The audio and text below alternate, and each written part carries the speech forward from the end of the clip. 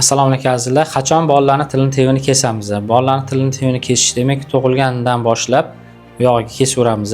Ko'pincha 6 oydan boshlab kesamiz.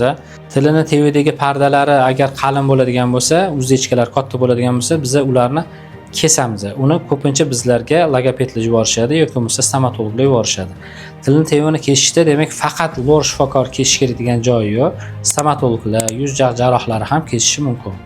Ba'zilarda tilni tevini kesganimizdan keyin yana qaytalaylik degan savollar berishadi. Yo'q, tilni tevini kesganimizdan keyin parda uzdechka yana boshqatdan o'sib qolmaydi. Agar o'tda o'sma yoki boshqa narsalar hosillar paydo bo'lmasa agar bizlarga ko'pincha nevropatolog, logopedlar yuborishadi. O'sha tilni tevini kesib bering, gapirishda o'zgarishlar borda biz ko'ramiz, qalin bo'lsa kesamiz, qalin bo'lmasa kesmaymiz. Xo'p, kesganda narkozsiz kesamiz, uxlatmaymiz bolani hamda tilni tevini kesgandan keyin uni chok qo'yib tikmaymiz. Faqat qonaydigan bo'ladigan bo'lsa, maxsus dorilarimiz bilan o'sha qonayotgan tomirlarni kuydirib qo'yishimiz mumkin. 8 yoshli bolamni tilini tevini kessa bo'ladimi? Logoped tavsiya qildi. Albatta bo'ladi, nimaga bo'lmaydi? Agar tilini tevidagi pardasi katta bo'lsa keshish mumkin.